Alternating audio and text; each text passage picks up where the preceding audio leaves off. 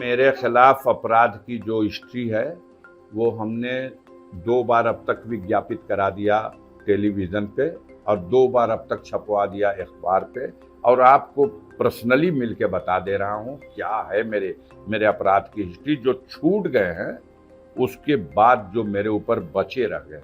जो मुख्तार से टकराता था, मुख्तार उसी व्यक्ति को रास्ते से हटाते थे। मीडिया ये दिखाती है कि 63 या 65 मुकदमे मुख्तार अंसारी पे हैं, लेकिन ये नहीं दिखाती कि उसमें से ज़्यादातर मुकदमे वो बरी हो चुके हैं। योगी द बेस्ट, हम लोग स्वतंत्र से घूम सकते हैं। बीजेपी के साथ में ही, बीजेपी के गोद में ही सारे अपराधी पल रहे हैं, और उनके जिनसे किसी तरह के विरोध हैं उनको बीजेपी की सरकार अपनी मशीनरी से क्रैश कर रही है ताकि उनका रास्ता साफ हो।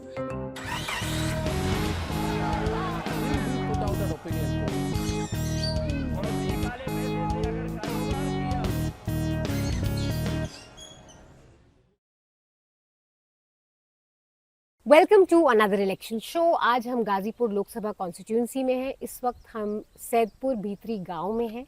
गाजीपुर का चुनाव हमेशा से इंटरेस्टिंग रहा है और इस बार भी बहुत सुर्खियों में रहा है, क्योंकि ये पहला ऐसा चुनाव होगा जो मुख्तार अंसारी के बिना होगा। उनके जो बड़े भाई हैं अफजल अंसारी, वो हैं कैंडिडेट गठबंधन की ओर से, और बीजेपी की तरफ से है पारसनाथ राय, जो मनोज सिन्हा जो लेफ्टिनेंट गवर्नर हैं जम्मू कश्मीर के जो लेफ्टिनेंट गवर्नर हैं, उनके एड माने जाते हैं। तो बीजेपी की तरफ से वो हैं और कांग्रेस और एसपी की तरफ से अफजल अंसारी हैं। गाजीपुर के चुनाव को समझने के लिए एक थोड़ा सा जो छवि है, जो यहाँ का कैंडिडेट के लिहाज से जो बाहर मीडिया बताता है, उसमें कुछ चीज़ें मिसिंग रहती हैं हमेशा, जिसको समझना बहुत ज़रूरी है, ताकि हम जो चुनाव है यहाँ का और जो यहाँ के उम्मीदवार हैं उनके बारे में थोड़ा सा और गहराई से जान पाएँ। मसलन मुख्तार अंसारी को जब पेश किया जाता है हमेशा, तो मुख्तार अंसारी, इसमें कोई शक नहीं कि पूर्वांचल के जो तमाम अलग अलग ज़िलों में और बड़े इलाकों में बाहुबली और माफिया थे, उनमें से एक वो भी थे। लेकिन क्या वो मुसलमानों के नेता थे, क्या वो मुसलमानों के माफिया थे? ये जो छवियां हैं, और आप देखेंगे कि बार बार ये चीज़ बताई भी जाती है राजनीतिक वर्ग के द्वारा। आप देखें कि योगी आदित्यनाथ जब बोलते हैं अपनी जनसभाओं में, या नरेंद्र मोदी बोलते हैं, तो वो इस चीज़ को इस तरह से दिखाते हैं कि मानो कि मुख्तार अंसारी किसी एक धर्म विशेष के नेता या किसी धर्म विशेष के माफिया थे या गुंडे थे। अरे माफिया सब मिट्टी में मिल गए, माफिया कुछ नहीं बचाया। मैं केवल आपसे कहने के लिए आया हूं, अब तो आपको उछल कूद करके चिता यहां से भेजना चाहिए, भेजेंगे।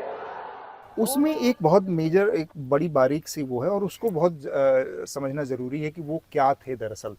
और उनकी छवि आप गाजीपुर में है, बनारस में है, मऊ में है या आजमगढ़ में, इससे 50 किलोमीटर दूर केवल बाहर आसपास चले जाएं तो आपको वही बताई जाएगी छवि जो मैंने बताई। लेकिन यहाँ पर वो एकदम अलहदा किस्म के व्यक्तित्व हैं। तो मुख्तार अंसारी की पूरी राजनीति को समझने के लिए हमको थोड़ा सा पीछे जाना पड़ता है, जो 80 के दशक में जहाँ से ये पूरी कहानी शुरू होती है।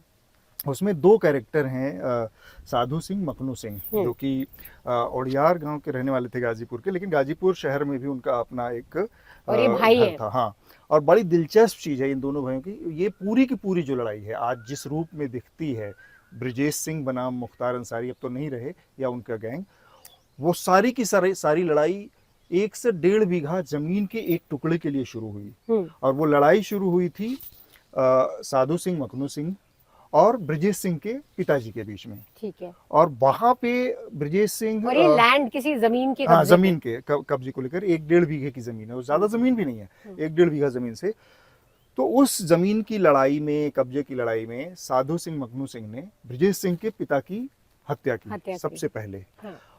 उसका बदला फिर ब्रिजेश सिंह ने लिया, और इस तरह से लिया कि ब्रिजेश सिंह, साधु सिंह की हत्या पुलिस कस्टडी में हुई। वो बनारस की जेल बंद थे और अपने परिवार से, पत्नी उनको बच्चा हुआ था और वो हॉस्पिटल गए थे पुलिस कस्टडी में। वहाँ पर पुलिस के ड्रेस में कुछ लोग आए और वहाँ पे उनकी हत्या कर दी, गोली मार दी उनको। और उसी दिन जो उनका गांव था साधु सिंह का, उनके गांव वाले घर पर भी ब्रजेश सिंह के लोगों ने हमला किया और वहां पर भी साधु सिंह की माँ और उनके 6 और 7 लोगों की, तो 7 और लोगों की उसी दिन से उनका भी हत्या मर्डर हुई। हुआ, ये सब हुआ। अब ये लड़ाई शुरू हो गई और चूंकि साधु सिंह और मखनू सिंह के सबसे करीबी जो जो जो कहते हैं ना करीबी लेफ्टिनेंट होते हैं, और उसमें मुख्तार अंसारी थे। मुख्तार अंसारी, अब मुख्तार अंसारी को का जो अपनी फैमिली की लेगेसी थी वो एकदम अलग अलग है। उसमें फ्रीडम फाइटर हैं, उसमें पॉलिटिशियंस हैं, है ना। तो वो सारे लोग, उनका कुछ इस तरह का नहीं कि गुंडागर्दी बदमाशी में किसी तरह का रोल रहा, वो लोग जमींदार थे इस इलाके के। तो उनका लेकिन एक शौकिया जो कहें या कुमर, वो साधु सिंह और मखनू सिंह से जुड़े थे। तो ऐसी स्थितियां बनती गई कि जो ये हत्याओं का सिलसिला शुरू हुआ, जिसमें कभी ये पक्ष ने किसी को मारा, किसी, और उसमें कई सारे घटनाएं हैं, मतलब जिसमें कृष्णानंद राय की भी हत्या शामिल है, और इस तरह से अलग अलग हत्याओं के कई दौर हैं जो आपको मतलब उसको समझने के लिए वो एक दूसरा विषय। लेकिन मजबूरी ये हो गई कि जब साधु सिंह और मखनू सिंह की हत्या हो जाती है, और दोनों भाइयों की बाद में मखनू सिंह की भी हत्या हुई, तब गैंग के लीडर बनना, क्योंकि उनके ऊपर वो आ गया, वो जिम्मेदारी आ गई। अब इसको इस तरह से भी समझिए कि जो छवि वाली बात है कि अगर वो मुख्तार अंसारी मनोज सिंह होते, रमेश सिंह होते, सुरेश सिंह होते, राधे श्याम, सीताराम, कोई भी होते, वो सब उस भूमिका में वही करते जो मुख्तार अंसारी ने किया। तो ऐसा नहीं कि उन्होंने, और दूसरी बात, ऐसा भी नहीं कि जब वो बन गए, मुख्तार अंसारी की छवि बन गई या वो एक लीडर के तौर पर स्थापित हो गए, तब वहाँ पर ऐसा नहीं कि उनके ग्रुप में, उनके गैंग में केवल मुस्लिम थे। जैसे आज ही हम लोग गए तो उनके अगल बगल जितने भी थे, उनका जो सबसे करीबी अफजाल के जो सेक्रेटरी थे वो पटेल हैं। तो इस तरह का, तो उसमें ऐसा नहीं कि कोई धार्मिक आधार बंटवारा था। ये बंटवारा बहुत ज़्यादा मोटे तौर पर कृष्णानंद राय की हत्या के बाद हुआ, क्योंकि कृष्णानंद राय बीजेपी के नेता थे, भाजपा विधायक थे, और वो अफजाल अंसारी को हरा कर आए थे, और वो ब्रजेश सिंह के एक तरह से राइट हैंड हुआ करते थे इनके इलाके में। ब्रजेश सिंह के लिए काम करते थे कृष्णानंद राय इनके इलाके में, तो जिसकी वजह से ये रेवलरी बढ़ी और उनकी हत्या हुई। और मोर इम्पोर्टेंटली ये शुरुआत होती है ठाकुरों की लड़ाई। हाँ, ये दोनों साइड सिंह है जिनके बीच में लड़ाई होती है, और गैंग वॉर, ऑलमोस्ट एक गैंग वॉर जैसा यहाँ पे रहा बहुत टाइम तक।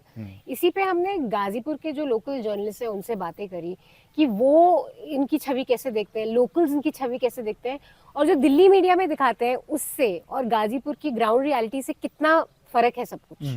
तो एक तरीके से देखा जाए तो जो पहले से जो मुख्तार अंसारी की छवि जो बनती आ रही है, वो इस तरह की छवि आज से नहीं है, जब से राजनीति से पहले से मुख्तार की इस तरह की छवि देखने को सुनने को मिलता है। पहला बताया जाता है कि मोहम्मदाबाद में सच्चिदानंद राय की हत्या होती है, और उस हत्याकांड से मुख्तार अंसारी काफ़ी चर्चा में आते हैं, और वो दौर रुकने का नाम नहीं लिया। उसके बाद फिर ब्रजेश गैंग से उनका इस तरह का वर्चस्व चला, और लगातार ये दौर चलता रहा।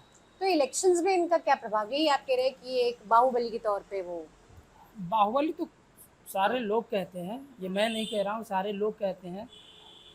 लेकिन जो चुनाव का समीकरण है, अफजाल अंसारी चुनाव जरूर लड़ते थे, लेकिन चुनाव के जो बैकडोर पे जो समीकरण कोई बिछाता था, मजबूत बनाता था, चुनाव को जिताने में अहम भूमिका जो निभाता था, वो मुख्तार अंसारी ही किया करते थे। एक और सवाल है, थोड़ा सा मुझे बताएं। जो एक तो दुनिया जानती है मुख्तार अंसारी को कि वो माफिया थे, इस तरह से पेश किया था, लेकिन कोई और भी पहलू था क्या वास्तव में ये जैसे हम अगर टेलीविज़न या जनरल मीडिया की बात करें, नेशनल मीडिया में, तो उसमें इस तरह दिखाया जाता है कि मुख्तार अंसारी कोई मुसलमानों के लीडर थे या कृष्णानंद राय हिंदुओं के लीडर। तो ये जो माफिया या अंडरवर्ल्ड का, ये जो यहाँ का पूर्वांचल के बाहुबलियों का जो धार्मिक आधार पर किसी तरह का बंटवारा था, क्या वो इस तरह से काम करते थे क्या? नहीं, देखिए मैं बता दूं आपको कि मुख्तार अंसारी का एक गैंग जो नाम है, उसका नाम है IS-191 गैंग सरगना। मुख्तार अंसारी बोला जाता था। IS-1 इंटर स्टेट करके गैंग इनका था। 191। अब इसके बारे में कोई नहीं बताता कि 191 है क्या। इवन अगर उनके हम लोग एक बार बड़े भाई अफजाल अंसारी से भी बात की कि IS-191 गैंग ये क्या है, तो इंटर स्टेट और 191 क्या है ये उनको भी नहीं पता है, लेकिन 191 इस तरह का गैंग उनका ये माना जाता था, जिसके सरगना थे मुख्तार अंसारी तमाम तरह। लेकिन जैसा आप बता रहे हैं कि केवल मुस्लिम पक्षकार ही उनका था या इंटरनेशनल गैंग से उनका ताल्लुकात था, तो ऐसा नहीं था, क्योंकि उनका गैंग जो है इंटर स्टेट, मतलब स्टेट में था इस तरह का। और अभी तक कोई गैंग सरगना से जो है उनका कोई इस तरह के ताल्लुकात निकल के कभी नहीं आए जी। हालांकि अन्य लोगों की चर्चा होती है कि इनका इनसे है, दाऊद इब्राहिम से है, तमाम तरह के, लेकिन कभी इस तरह के मुख्तार अंसारी से ताल्लुकात नहीं रहे। हाँ, मुख्तार अंसारी एक रसूख था, इसमें कोई संदेह नहीं था। मुख्तार अंसारी का अपना एक प्रभाव था, लेकिन चूँकि एक तरह से कहा जाए कि ये शौकिया थे। उस दौरान इनके दौर में जो था साधु सिंह, मकनू सिंह हुआ करते थे, जो कि ठाकुर लाबी से आते थे। जैसा आपने कहा कि मुस्लिम की बात, मुख्तार अंसारी उनके शिष्य हुआ करते थे, इस तरह की चर्चाएं होती थी। तो थोड़ा सा इसके बारे में बताइए कि साधु सिंह, मकनू सिंह के साथ कैसे जुड़े मुख्तार और उनके किस तरह के रिश्ते थे? देखिए, साधु सिंह, मकनू सिंह गाजीपुर के पीजी कॉलेज में एक वो छात्र थे और मुख्तार अंसारी भी वहाँ पढ़ते थे। मुख्तार अंसारी एक बहुत ही बढ़िया क्रिकेटर थे, बैट्समैन अच्छा थे, बॉलर बहुत अच्छे थे, अच्छी बॉलिंग करते थे, खेल के प्रति बहुत ज़्यादा मतलब शानदार उनका प्रयास रहता था। लेकिन सबसे बड़ी बात है, मुख्तार अंसारी का एक चर्चा होती थी कि मुख्तार अंसारी अचूक निशाना था उनका, मतलब उड़ते हुए पक्षी को भी वो अपने निशाने से आते थे और पक्षी नीचे होती थी। तो इस तरह के अचूक निशाने थे मुख्तार अंसारी को। बताया जाता है कि गोली अगर वो चला दें तो कोई बचता नहीं था, इस तरह की चर्चाएं होती थी, लेकिन अचूक निशाना था ये। कई लोगों ने देखा, कई लोगों ने सराहा। तो मुख्तार अंसारी चूँकि होता क्या है कि भाई, उनके बड़े भाई जो है राजनीतिक क्षेत्र से थे, विधायक थे, एक रसूख था, मुख्तार अंसारी उनके छोटे भाई थे। तो एक तरह से कहा जाए कि इनका माफिया कुछ इस तरह का था नहीं, शौकिया था। जो कि साधु मकनू थे, रसूख में जैसे कि वर्चस्व की बात आ गई, तो इसमें लड़ाई होते होते धीरे धीरे ये चीज़ें बढ़ती चली गई। तो ऐसा कुछ इंटेंशनली था कि पारिवारिक हिस्ट्री है। हालांकि कहा जाता है कि जो उस्मान ब्रिगेडियर थे उनके नाना बोले जाते थे, तमाम तरह के उनके घर में स्वतंत्रता सेनानी हुआ करते थे, सेना से ताल्लुकात रखते थे, ऐसा अफजल अंसारी भी बताते हैं, हम लोग सुनते भी हैं। तो ऐसे परिवार थे। और कहा यह भी जाता है कि कहीं ना कहीं वह उनके पास जो है एक जमींदारी किस्म की थी, चूँकि उन लोग की हाइट, उन लोगों का कद अगर देखेंगे तो लगता है कि किसी रजवाड़े से कम नहीं है। तो एक जमींदारी प्रथा में थी। अभी अफजल अंसारी से एक बार हम लोग चर्चा कर रहे थे, तो जो मोहम्मदाबाद के मैक्सिमम दुकानें उनकी ज़मीन पे बसाई हुई हैं, बिना कास्ट, बिना फ्री ऑफ कास्ट। और सबसे बड़ी बात है कि जो लोग इनके साथ रहते थे, अगर उनके साथ कोई दुर्घटना या कुछ इस तरह की बातें होती थी तो उन लोग को पूरा मदद करते थे। इसलिए लोग जो है उनसे जो है लगातार जुड़ते जा रहे थे। और मुझे लगता है कि मोहम्मदाबाद विधानसभा में 8% मुस्लिम हैं और सबसे ज़्यादा भूमिहार बाउल है। उसके बावजूद भी 5 बार से लगातार विधायक, उसके बाद उनके एक बड़े भाई सिबकतुल्ला अंसारी फिर विधायक, फिर दोबारा विधायक बने, फिर अब जो है सिबकतुल्ला अंसारी के जो बेटे हैं मन्नू अंसारी, वो अब इस समय मौजूदा समय विधायक है। तो हिंदुओं के भी सपोर्ट से वो बड़े निश्चित तौर से कहा जाए भाई, जहाँ पे या मतलब भूमिहार बाहुल इलाका हो, भूमिहारों की जनसंख्या एक अच्छी मानी जाती हो, डिसाइड करता हो, अगर वो खुद अकेले चाह दें तो जिसको चाहें उनको मतलब उस क्षेत्र का विधायक, एमएलए, एमपी बना सकते, एमएलए बना सकते हो। लेकिन उसके बावजूद भी अगर 8% मुस्लिम वोटर होने के बावजूद भी अगर अंसारी परिवार जो है उस क्षेत्र में काबिज रहता है, तो कहीं ना कहीं भूमिहार सपोर्टेड भी हैं। तो आप, हाँ मनीषा, एक चीज मैं बस पूछना चाहती कि अब करंट टाइम की बात करें तो पिछले योगी सरकार जब से आई है तो उनका सबसे बड़ा यही कहना है कि हमने संगठित माफियाओं को काबू में कर लिया है, लॉ एंड ऑर्डर इनका एक बहुत बड़ा स्ट्रॉन्ग कैंपेन पॉइंट है। वो देखते हुए और ये यहाँ की गाजीपुर की हिस्ट्री देखते हुए आम लोगों में, जब आप, क्योंकि आप लोग पत्रकार हैं, आप आम लोगों से मिलते हैं, उनमें अब क्या सेंटिमेंट है? क्या लोग खुश हैं कि हाँ माफियाओं को अपनी जगह दिखा दी है, या अभी भी सिंपैथी है मुख्तार अंसारी के लिए जो इस इलेक्शन में उनके लिए काम आ सकता है? देखिए, मुख्तार अंसारी की सिंपैथी की अगर बात की जाए तो मुख्तार अंसारी से जो प्रभावित रहे हैं, जो उनके छत्र छाया में रहे हैं, जो उनसे प्रभावित रहे हैं, वो तो निश्चित रूप से रहेंगे। वो मुझे नहीं लगता कि वो कहीं बिखरेंगे, लेकिन एक प्रभाव तो रहेगा। और रही बात, आपने कहा था कि जो योगी आदित्यनाथ के जो कानून, लॉ एंड ऑर्डर की बात की जाए, संगठित अपराध, तो ये निश्चित तौर से देखा जाए कि कोई भी अपराधी जो है, संगठित अपराध अब इस समय गाजीपुर में ही नहीं बल्कि पूरे प्रदेश में कहीं देखने को नहीं मिला है। हाँ, ये अलग बात है कि हम आप बैठे हैं और अचानक कुछ इस तरह का हो गया, कोई इस तरह की घटना हो गई, तो उसको कोई भी सरकार नहीं रोक सकती। लेकिन जो संगठित अपराध है वो निश्चित तौर से कहा जाए कि प्रदेश में तो नहीं। और इसके प्रति लोगों के लिए बिल्कुल लगाव है। अब चूंकि हमको लगता है कि जब हम लोग बातचीत करते हैं तो पुरुष से ज़्यादा महिलाएं ज़्यादा उत्साहित हैं। वो इसलिए कि महिलाएं अपने आप को सिक्योर महसूस करती हैं। तो हम लोग कई बार ऐसे बातचीत करते हुए ये हुआ कि क्यों साइकिल क्यों नहीं, क्यों योगी जी, तो इसी तरीके के प्रकोप सब आते हैं कि नहीं योगी द बेस्ट, हम लोग स्वतंत्र से घूम सकते हैं, तमाम चीज़ें हो सकती हैं। तो निश्चित रूप से योगी के इस कड़े कानून व्यवस्था के या कड़े तेवर की वजह से जो है वो संगठित अपराध निश्चित रूप से खत्म हुए। खासकर कि जब मुख्तार अंसारी की डेथ हुई तो पूरा मीडिया यहाँ पे पहुंच गया था, दिल्ली का सारा मीडिया, बहुत बातें हुई कि माफिया होते थे, राज होता था, अब बिल्कुल नहीं है। तो क्या आप इस छवि को मानते हैं, और जब ग्राउंड पे आप लोगों से बात करते हैं तो क्या वो लोग का क्या मानना है इसको लेकर? देखिए, मुख्तार अंसारी की जो माफिया की बात कही जाती है, माफिया में देखा जाए तो मुख्तार अंसारी ने किसी आम व्यक्ति को डायरेक्ट कभी हाथ नहीं लगाया, कभी आम आदमी को कभी नहीं सताया। मुख्तार अंसारी जिससे सीधा लड़ाई होता था, जो मुख्तार से टकराता था, मुख्तार उसी व्यक्ति को रास्ते से हटाते थे। चाहे जितनी भी हत्याकांड का जिक्र हो रहा है, कहीं न कहीं किसी ने मुख्तार को छेड़ा और मुख्तार ने उसका जवाब दिया।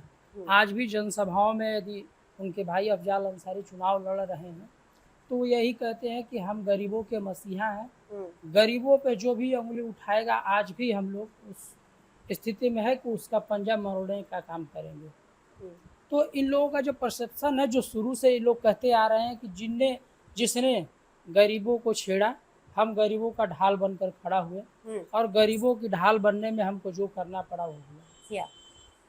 इस तरीके का देखा, जो माफियागिरी एक अलग चीज़ हो गया, एक दूसरे से राजनीतिक वर्चस्व की लड़ाई, वो माफियागिरी परिभाषा अलग है।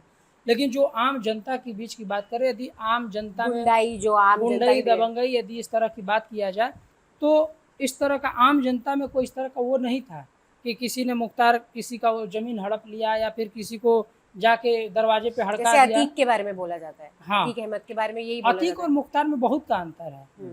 मुख्तार यहाँ पे सीधे राजनीतिक वर्चस्व की लड़ाई में माफिया बन गए, और जिससे लड़ाई हुई प्रत्यक्ष रूप से सारा मुकदमे, केस, कचहरी, कोर्ट सारा सार्वजनिक है। लेकिन जमीन पर आप जाएंगे, किसी गांव में चले जाएंगे, किसी हरिजन बस्ती में चले जाइए, किसी अन्य बिरादरी में चले जाइए, आप पूछिए कि मुख्तार ने आपको क्या पीड़ा पहुंचाया है, तो हमें नहीं लगता कि कोई कहेगा कि मुख्तार ने हमारे लिए कोई हमारा नुकसान पहुंचाया हो या फिर हमारा कोई चीज़ हड़प लिया हो।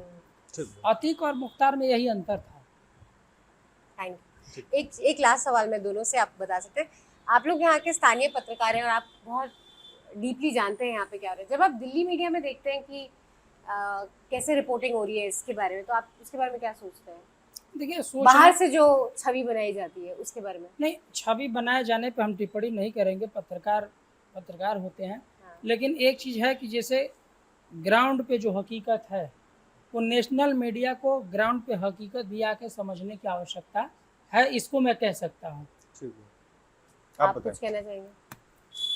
देखिए, जिस तरीके से मीडिया के द्वारा जो है अन्य लोगों की छवि दिखाई जाती है, चूँकि एक संसदीय भाषा का जरूर प्रयोग होना चाहिए, सम्मानजनक भाषा होनी चाहिए। आप चाहे जो भी आप बोलें। एक अगर सांसद है तो सांसद को किस भाषा में, किस लहजे में बोलना चाहिए, ये भी एक सोचने की बात होनी चाहिए और इसको समझने की ज़रूरत है।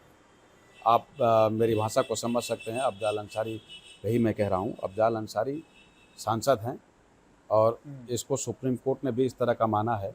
तो एक सांसद के लिए क्या लैंग्वेज होना चाहिए, किस तरह की भाषा होनी चाहिए, इस पे कमांड। आपको लगता है कि जो नेशनल मीडिया है वो इसमें चूकता है बार-बार या गलती करता है? बिल्कुल कहा जा सकता है।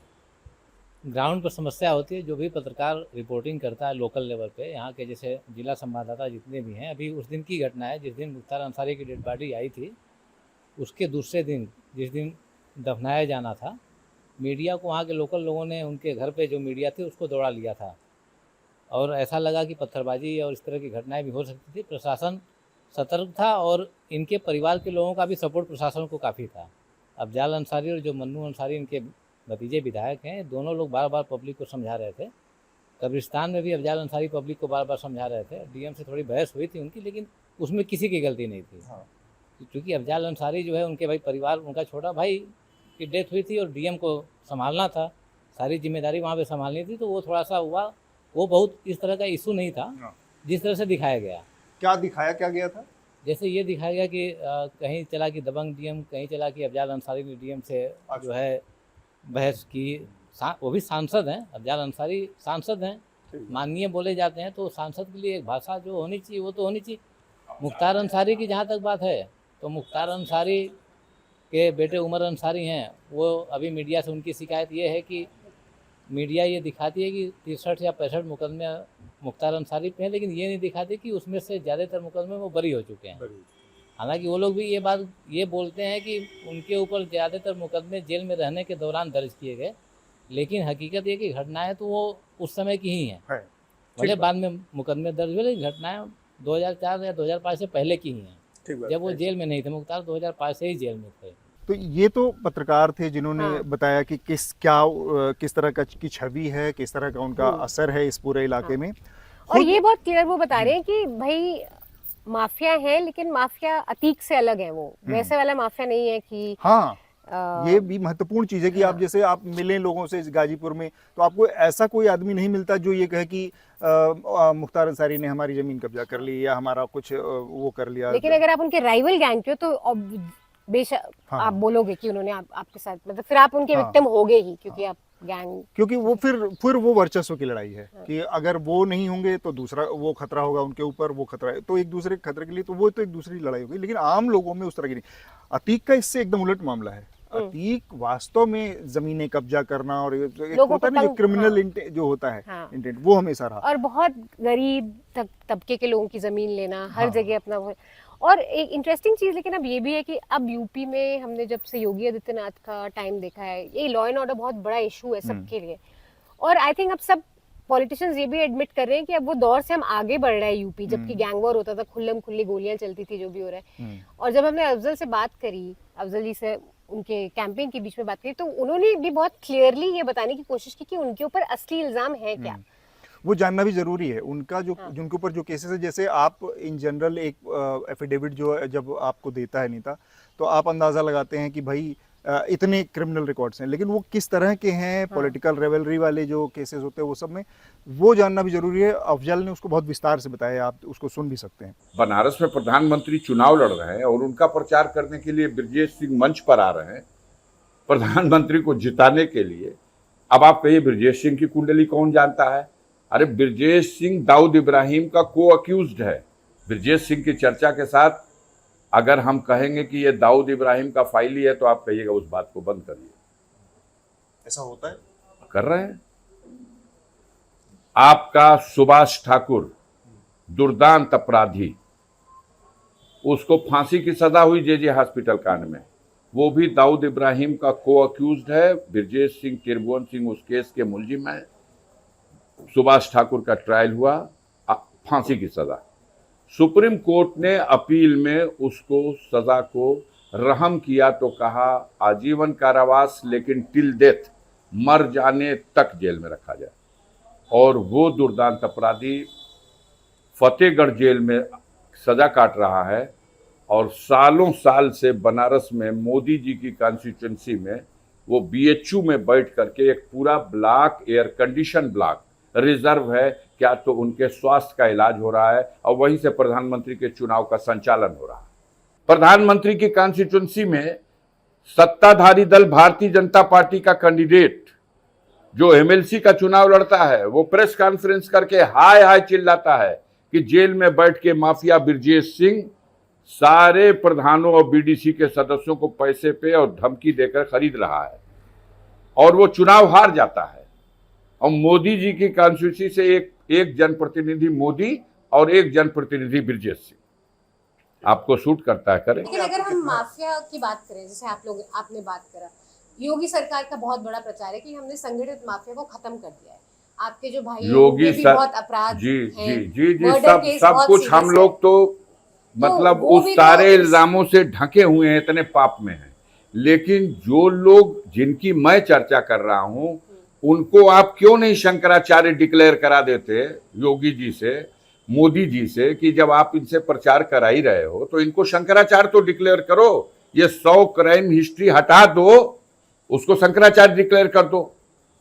आप उनको क्लीन चिट दे दो, आप भी दे दो, मीडिया दे सकता है, मीडिया जिसको चाहे माफिया बना सकता है। एसपी के साथ माफिया है वो उनके ऊपर प्रशासन का दबाव है, और जो बीजेपी के साथ है उनको कुछ नहीं, ये आपका कहना ये है? नहीं, बीजेपी के साथ में ही, बीजेपी के गोद में ही सारे अपराधी पल रहे हैं, और उनके जिनसे किसी तरह के विरोध हैं उनको बीजेपी की सरकार अपनी मशीनरी से क्रैश कर रही है ताकि उनका रास्ता साफ हो। मान लिया कि अपराध और पॉलिटिक्स और क्राइम का एक रिलेशनशिप यूपी में रहा है, आप बीजेपी को बोलेंगे, बीजेपी वाले समाजवादी पार्टी को बोलेंगे, लेकिन जो युवा है हमारे देश के या गाजीपुर के, जब वो अब अपने नेता को देखते हैं, शायद वो चाहते हैं कि वो अपराध की दुनिया से बहुत ही दूर रहे और अपने नेता में वो क्वालिटीज देखना चाहते हैं कि पढ़े लिखे हों। मेरे खिलाफ अपराध की जो हिस्ट्री है वो हमने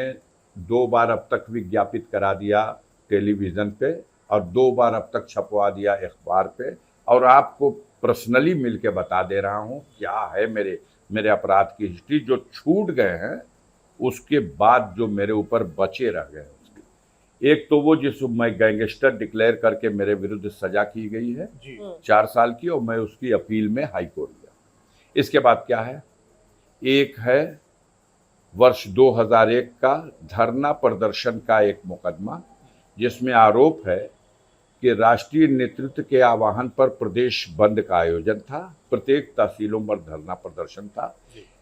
मोहम्मदाबाद तहसील के धरना प्रदर्शन के दौरान कुछ ढेले पत्थर चला दिए गए, 10,000 रुपए तक के सामग्री की क्षति हुई, गमले टूट गए, शीशे की खिड़की टूट गई। एक ये जघन्य अपराध मेरे विरुद्ध है, 10,000 रुपए तक की क्षति। दूसरा, आप मोहम्मदाबाद थाना है जनपद मऊ का, जिसमें कहा गया है कि आपको परमिशन थी 8:30 बजे रात तक भाषण करने की, और आपने 8:45 तक भाषण किया। एक है चकरघट्टा जनपद चंदौली का, कि आपने किसी प्रत्याशी के पक्ष में मतदान करने के लिए सभा की, उस सभा की परमिशन नहीं थी। 2 ये, एक धरना प्रदर्शन, ठीक है। इसके अलावा जो अपील है, जो इलाहाबाद हाई कोर्ट, अब हाँ, अब उसको बाद आप उसको जोड़िए घटाइए, कैसे मेरे सिजरे में और कुछ डालिएगा उसको डालिए। मुख्तार अंसारी के नहीं होने से इनकी कैंपेन पे कितना फर्क पड़ेगा ये तो हमें पता चलेगा। फिलहाल अखिलेश यहाँ पे आने वाले हैं, उनके साथ कैंपेन करने वाले हैं। मोदी भी यहाँ आए थे, उन्होंने काफ़ी वो अपना बयान दिया मुजरे वाला। और यहाँ पे एक जो चीज़ हमें स्थानीय पत्रकारों ने भी बताया है, जो कि यहाँ का एक डेमोग्राफी भी है, मुस्लिम्स और यादव काफ़ी संख्या में है, तो उनका वोट बेस हमेशा सपा के साथ रहता है या अंसारीज के साथ रहता है। जब वो बसपा के साथ थे उनके साथ तब था, अब वो सपा के साथ जाएगा, तो एक स्टार्टिंग पॉइंट उनके लिए अच्छा है। आगे उनको क्या दलित वोट मिलता है या नहीं मिलता है, और फॉरवर्ड कास्ट जो है उनके वोट मिलते हैं नहीं, ये एक डिसाइडिंग फैक्टर होगा उनकी विक्ट्री और मार्जिन्स में। एक और डिसाइडिंग फैक्टर है जो सेंटिमेंट है, मुख्तार के मरने के बाद जो सेंटिमेंट है वो भी अफजाल के पक्ष में काम कर रहा है। तो उस लिहाज से ये यहाँ के नतीजे के बारे में वो बहुत आश्वस्त हैं। हालांकि आप ये कह नहीं सकते, क्योंकि हमने ये पाया है कि मोदी का जो करिश्मा है एक वर्ग के अंदर अभी भी वो कायम है, बना हुआ है। और विमेन वोटर्स बहुत इंपॉर्टेंट है, तो और विमेन वोटर्स जनरली अगर एक law and order situation better होती है तो एक साइकोलॉजिकल फीलिंग ऑफ सेफ्टी भी होती है। तो वो भी एक यहाँ पे बहुत, जिन लोगों से हम मिल रहे हैं वो ये बोल रहे हैं कि भाई महिलाओं में एक भावना है कि वो सुरक्षित हैं। अब ये इसलिए भी हो सकता है क्योंकि अगर खुलेआम गैंग एक दूसरे को नहीं मार रहे तो नॉर्मल सी बात है, एक बहुत सुरक्षा का। ये बात एकदम सही है कि आप अगर 90 वाला पूरा दशक देखें तो उसके मुकाबले अब उस तरह की गैंग रेवलरीज, गैंग वॉर, लोगों की हत्याएं और ये कम हो गई हैं। लेकिन इसमें एक और इसका हिस्सा है जिस पर बात नहीं होती, वो ये है कि जो एक गैंग है और उसमें जाति का जो कोण है बहुत इम्पोर्टेंट हो जाता है। जैसे ब्रजेश सिंह, अभी भी ये माना जाता है, एक जनरल अवधारणा है कि ब्रजेश सिंह को जो इस समय की सरकार है उसका पूरा संरक्षण मिला हुआ है, और वो अपना काम उसी तरह से और चला रहे हैं। मतलब कह सकते हैं स्ट्रॉन्गमैन है वो ईस्टर्न यूपी के। वो उनके काम में। लेकिन जिनको सरकार नहीं पसंद करती उनके ऊपर निश्चित रूप से बहुत ज़बरदस्त क्रैकडाउन है और उसमें काफ़ी गिरावट भी है। तो ये हमारी रिपोर्ट थी गाज़ीपुर से।